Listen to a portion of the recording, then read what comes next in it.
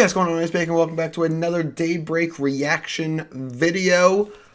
Surprise, Lunar is coming, so we'll see exactly what this is. It looks like potentially Lunar is actually coming in Daybreak, which I kind of predicted yesterday. I didn't really say that it was or wasn't. I just mostly I mostly just said I wonder if Lunar will be in Daybreak, but let's just get right into it. We built Elestrals with nothing but honesty and transparency.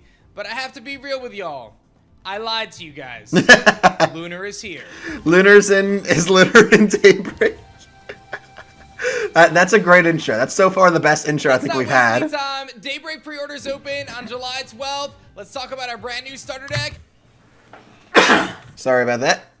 Pharaohgeist. Oh, wait, whoa. Hang on. Back up there. Wait, we gotta look at that. Okay. Also, we can kind of now see the booster packs. Obviously, we have a Chronodial on the front. There's a Celestial, and I can't tell what the one there in the back is. But new starter deck. So I mean, Lunar already getting a starter deck. That's insane. Let's check it out. First up, we've got a new Solar Elestral Calf-Mal, which is a 3 attacker with 4 defense that has...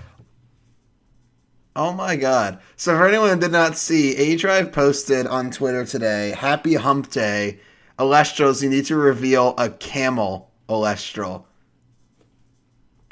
This is what he meant. It's a really unique effect. When you ascend this Calf-Mal or it's destroyed, you can return 3 spirits of any combination of Solar and Lunar from your underworld to your spirit deck. So much like Sluggle and Quackle can regenerate spirits. So that's kind of weird. When you ascend this Calf-Mal, if it's destroyed, yeah, that's another way. But if you ascend it, also should be noted that's if you destroy by any means. So if you PTA this thing, you get to return 3. But if you ascend it, so therefore, you can't just normal cast it. You have to ascend it over something else. Kind of interesting, but it's a decent regeneration card, I think. Can regenerate them once it's destroyed or once... Ascending a 1 cost is a little weird, but it's not like unheard of. Like you can do it. So that it's a little weird, but I don't think it's that bad. Once you ascend it, and it allows you to get Solar and Lunar spirits. 2 so different elements at one time. As you just said, yeah. It serves as the face of the new starter deck, as it can ascend into a brand new Elestral and the first ever Solar and Lunar. Oh, wait a minute. Am I misreading this? When you ascend this? Oh yeah, when it's on the field and you ascend over it. I was thinking normal ascension. Normal, like you have to normal ascend this card over something else. But no. When you ascend over this card, basically when this card leaves the field, you get to return 3 spirits. So there you go. That's a lot better. Which is Pharaohmal. Pharaohmal, we have a Lunar. That says when an opponent's Elestral declares an attack, you can expend a Lunar spirit in order to negate their attack and special ascend this Pharaohmal to Pharaohgeist from your hand or deck. An incredible brand new bridge tool to go. So it's a weird effect because it requires your opponent's Celestial to declare an attack. If there's a card that forces your opponent's Celestials to declare attacks, this could be a lot better, but they could just not declare attacks. Granted, if they don't declare an attack, they're allowed to get a ton of advantage, so it's sort of a decision-making part on their end, so I don't hate it. And you could just put this into attack to bait them into attack.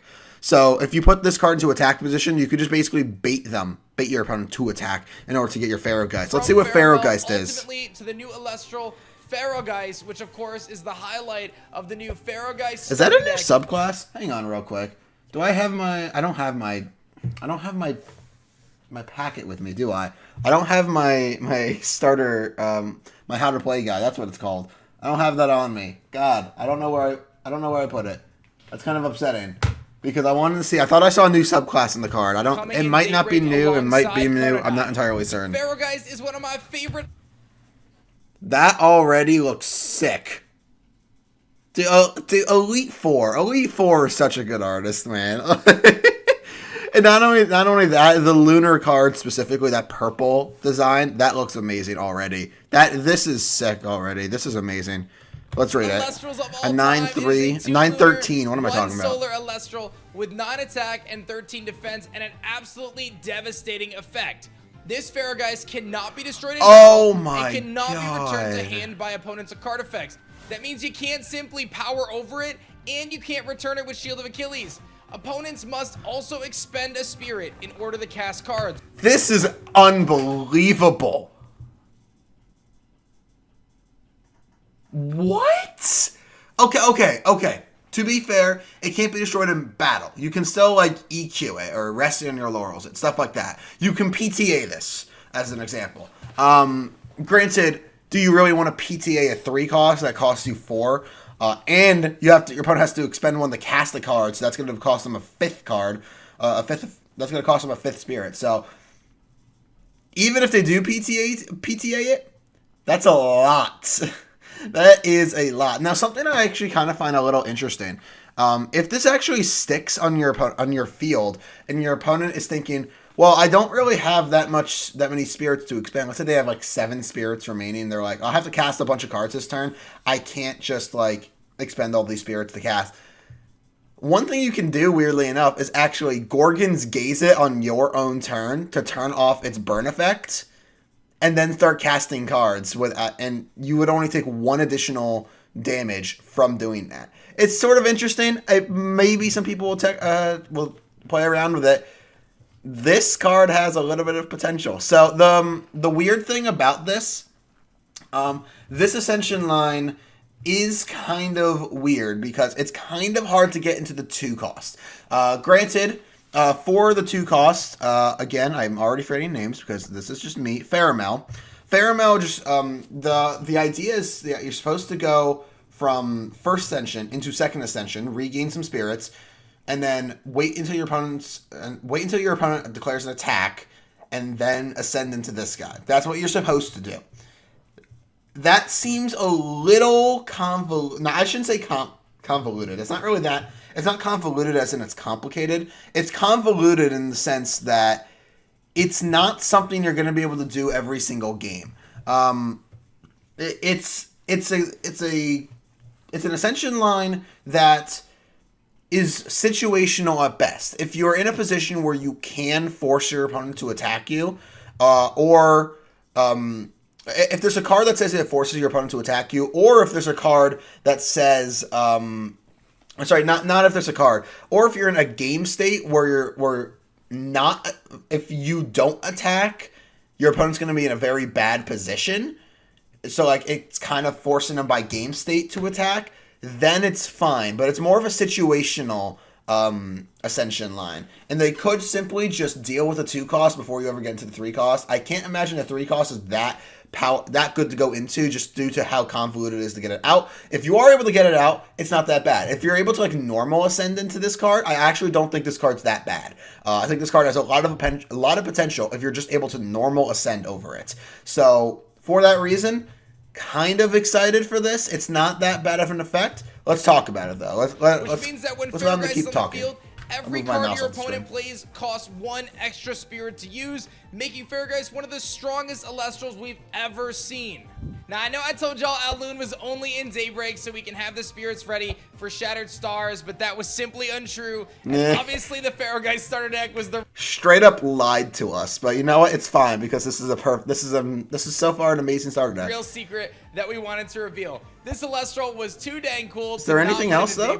I wonder if we're gonna get the Lunar Stadium rune. And I wanted to reveal it in such a special way and keep you guys off guard. I'm so proud of this design. I think the Elite Four absolutely killed it, and I hope you can gather some of the cool themes with it, including the oasis in the desert that ultimately turns into a mirage as you get closer and closer to Ferrogeist. Yeah, that's really, really cool. I mean, this is one of the best card arts we've seen.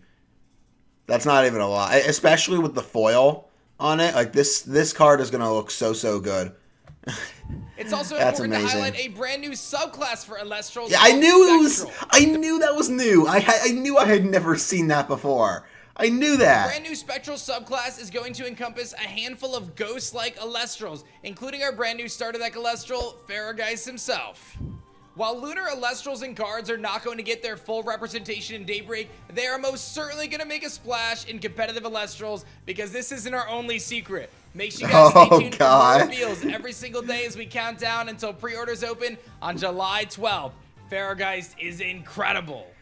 All right, so I've kind of already talked about it, but let's get back to it. So obviously, Calf Mail, the very first one. It's interesting. It's definitely not bad. It's a card where if you just put it on your field, the moment that either you deal with it or your opponent deals with it, you're going to get 3 spirits back, which honestly, not too shabby. This card's honestly not that bad. Even outside of this this deck, I can imagine Solar and Lunar decks will just be playing this card as sort of a recovery card. Maybe not like 3 copies of. It might not even see play in every single deck, but it's an interesting tech card in both Solar and Lunar. So I think it will potentially see some amount of play for that reason. And then with the 2 cost, again, kind of already talked about. It is relatively difficult to get out. All right. As I said, there's no way to special ascend this card from deck off the first ascension line, but it's not that uncommon nowadays to see 2-cost Elestrals hit the field. So once you get this guy out, you just gotta wait for your opponent to declare an attack, and then you are able to ascend into Pharaohgeist. So obviously, the big payoff for this Ascension line is the Pharaohgeist, which, again, if we're being honest, it's a very good effect. This is a fantastic effect on a Pharaohgeist, right? So, not a fantastic effect on a Pharaohgeist. It's a fantastic effect in general. Like, this is really good. It has protection, can't be destroyed in battle, can't be returned to hand by your opponent's card effects. So you don't have to worry about getting shielded. When you go in for big attacks, which is something that I think a lot more cards need. A lot of cards say they can't be targeted by runes, like Shiveror says that. The issue with Shield is that it doesn't target. It just bounces the attacking Elestral, so it doesn't need to target because it specifies attacking Elestral. So it gets over those targeting protections. So it's weird to kind of think about it that way, but Pharaohgeist having this effect, it can be targeted, but you can't shield it, which is really, really good. Now, granted, if you were able to shield this would be a 4-cost shield. Actually, it would be a 5-cost shield, but it's the same kind of idea. You can't shield it, which is really, really good, which allows you to just get in for big damage. And with a 9 attack, can't be destroyed in battle. Not bad by any means. Has to expect, like, the payoff for this entire Ascension line is very, very good. Is it easy to out? Yes, because simply due to Earthquake and Resting Your Laurels existing. And PTA to a certain extent, but PTA is going to cost you 5 in order to actually do it. So maybe that's not the best. Earthquake will cost you 3. Resting Your Laurels will cost you 2. The issue with Resting Your Laurels, you have to hope they don't have any other cards on their field. But I think this is a big payoff. I think it's actually totally fine that the Ascension line isn't super easy to navigate. There is a little bit of waiting involved, and it's not just like an immediate Pharaohgeist. But once you get Pharaohgeist out, that could potentially be the outcome of the game. If Pharaohgeist is able to stick to the field, that could literally just spell disaster for you. So I think Pharaohgeist is an amazing card. I just think it's kind of difficult to get out, but that's totally fine. For a card with a fantastic effect like this, it should be kind of difficult to get out. So I think that's totally fine. And interesting to see what Lunar can do. I'm interested especially to see if the Pharaohgeist starter deck consists of any additional Lunar cards.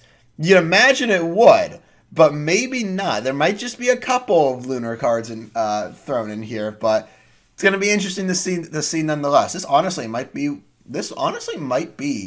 my Daybreak deck. Or I might at least try to tech Pharaohgeist in. I really like this card. I think it's really, really neat. But that's all we got for today. Some interesting reveals. It's been a while since we really got reveals. In the past 4 reveals that we've had, not including this one, we've had one of those reveals consist of new cards. Actual new mechanics and cards, card effects and stuff. And that was the Frost video. Before that, we had the Stellar video, then we had the Full Art video, and then yesterday we had the Spirit video. But now we're back to actually getting some new cards, so it's fun to see. And this is an awesome introduction to Lunar. This card's awesome. This Ascension line's awesome. I'm hoping that the starter deck's going to be awesome. That's it for the video, guys. Rope did enjoy. If did, make sure you stop the like button and subscribe for more. Hope to see all you guys in the next video. Goodbye.